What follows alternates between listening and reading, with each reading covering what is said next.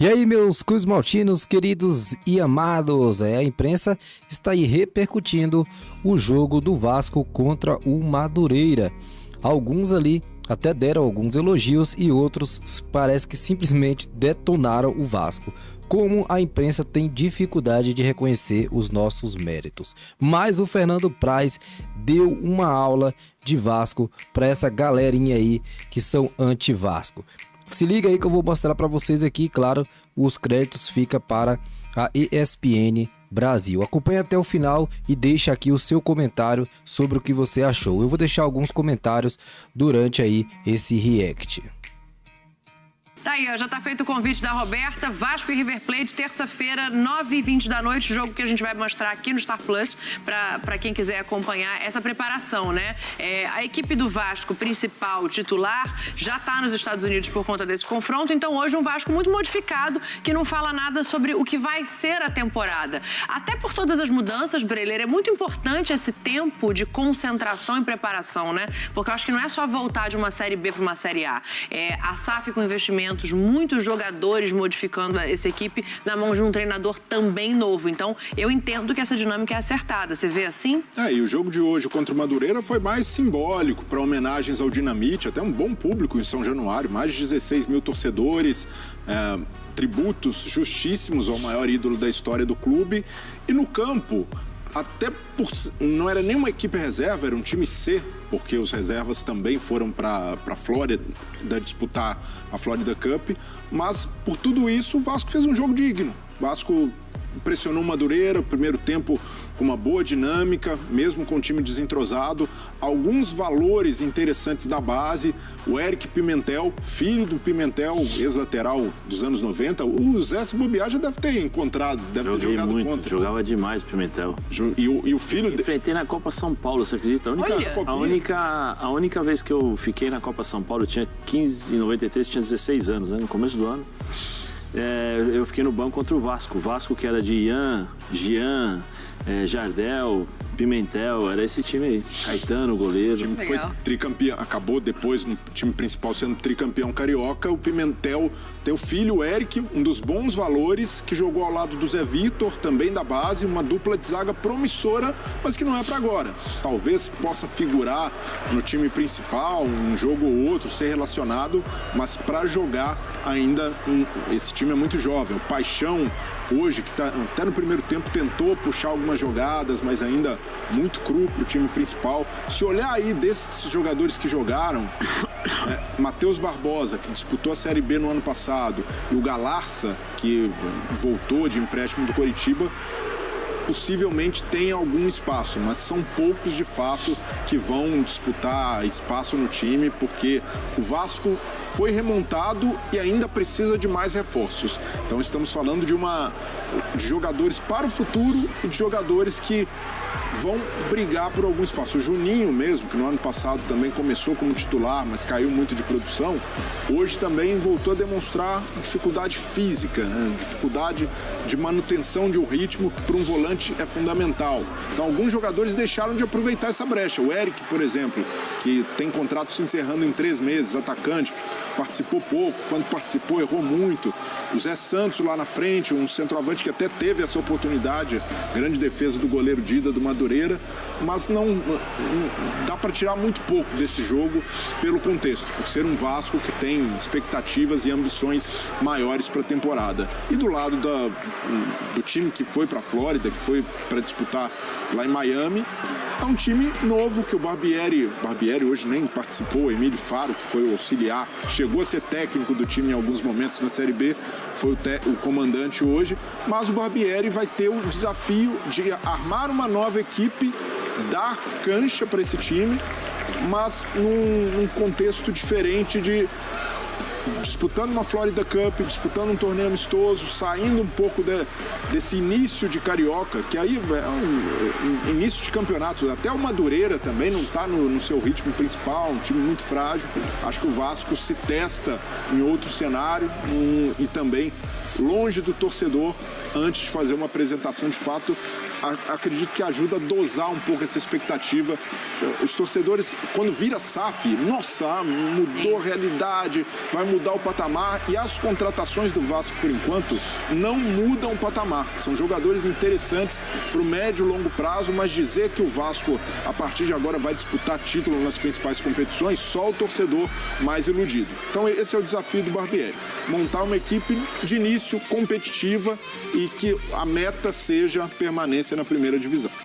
Teve até comentarista aí falando que quem acha que o Vasco vai disputar título é só torcedor iludido. Algumas pessoas ainda não conseguem superar esse fato de sempre estar criticando o Vasco, mesmo quando o Vasco manda bem. Eu acho que as contratações do Vasco foram muito coerentes e sim, colocando mais umas 2 ou 3 peças aí, pode disputar título sim.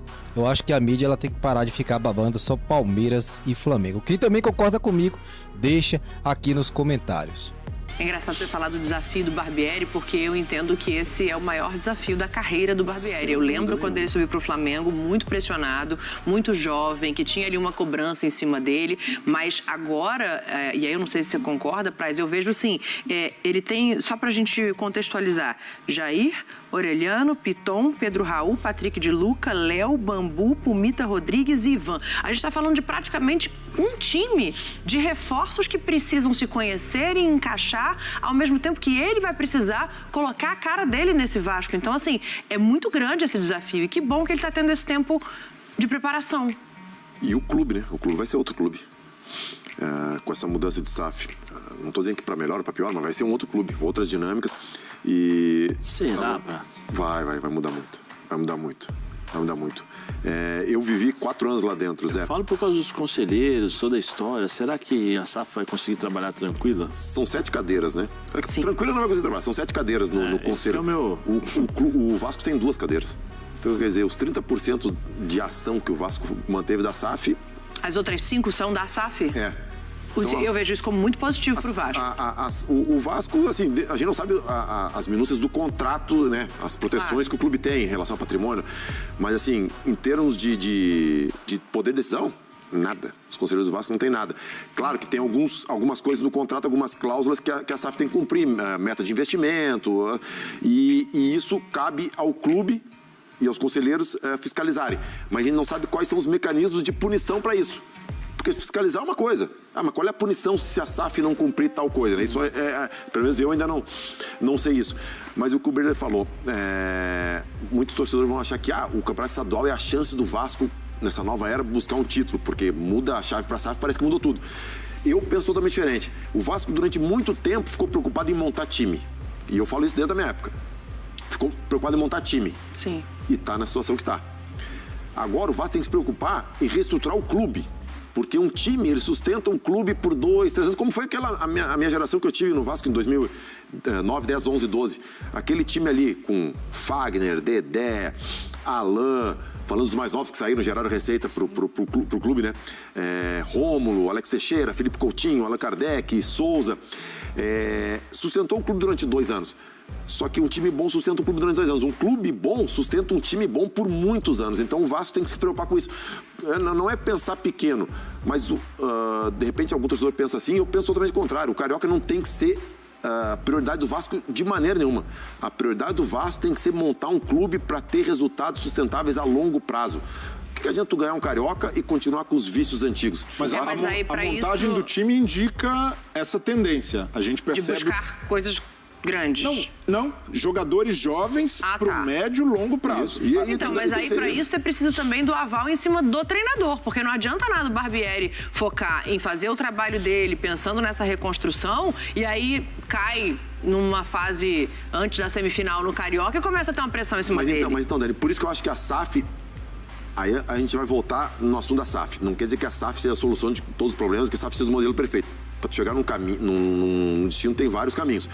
Mas a SAF, no meu modelo ideal de SAF, uma das vantagens é essa. Demorou, acho que, mais de 2 meses para contratar o Barbieri. Então, tu contratou, tu teve tempo, tu estudou, tu tem convicção para aquilo.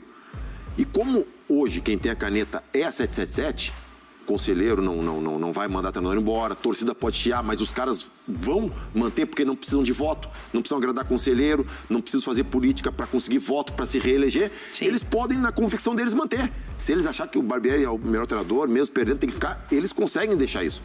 Porque eles têm a caneta, eles têm 70 transações, eles têm 5 cadeiras no conselho. Praz, 30 segundos pra gente recomeçar, hein? Tá bom. Será que eles vão conseguir trabalhar com tranquilidade se não vier o resultado? Porque o futebol é resultado aqui. Isso, esse é o ponto. Não, com tranquilidade não, Zé, mas eles não precisam fazer acordo com ninguém. Sim, mas eu falo sobre, a gente está falando sobre, a Dani falou sobre uma coisa que é bem interessante, sobre a pressão em cima do treinador. Porque é um novo time. É uma nova estrutura, uma nova forma de jogar. Quando a gente fala SAF, e aí eu me coloco na situação do torcedor do Vasco, há quanto tempo o Vasco não luta por um título grande? Desde 2011, 11, 12. Há quanto tempo o torcedor do Vasco fala assim... Desde 16 não é campeão carioca. Esse ano aqui, vamos lutar para não cair. Aí que eu falo. E aí quando você fala SAF, automaticamente as pessoas falam, SAF, beleza, o time vai ficar milionário, nós só vamos ser gênios, craques dentro do campo e tal. E não é assim, nós estamos vendo que todas as SAFs... E começou de uma forma errada, porque o cara da 777, quando veio pro Brasil, ele falou, a última vez nós enfrentamos o Flamengo em desvantagem financeira. Só que eu não sei se ele tinha conhecimento que o faturamento do Flamengo era de 1 bilhão, o orçamento do futebol é de 800 milhões. Não avisaram ele. Então, a gente vai falar mais desse Vasco. É complicado, mas assim, tem que se mudar. E a gente tem exemplos, os Glazers no Manchester United foram pressionados, são muito pressionados. Ninguém melhor do que o Fernando Praz aí para mostrar para essa galera que não conhece muito sobre Vasco, o que é o Vasco, né, e o que pensa aí o Vasco junto com a 77 para o futuro. Concordo plenamente, eu acho que não adianta a gente ficar ganhando aí carioca ou ganhar um jogo ou outro bonito e achar que isso tá legal, não. O bacana é isso mesmo, é pensar a longo prazo. Eu acho que o time que o Vasco vem montando aí, com jogadores jovens, já mudou totalmente, pelo menos o estilo de contratação e os métodos antigos, né, que levou o Vasco aí à ruína por tanto tempo. Deixa aqui também o teu comentário e fala aí um pouco mais do que você acha da imprensa quando se relaciona com o Vasco, porque parece que a imprensa tem uma dificuldade muito grande de entender que a 77 Partners tem um planejamento a longo prazo com o Vasco. Alguns até elogiam, mas ainda há uma dificuldade. Deixa aqui teu comentário, forte abraço meu torcedor, até o próximo vídeo.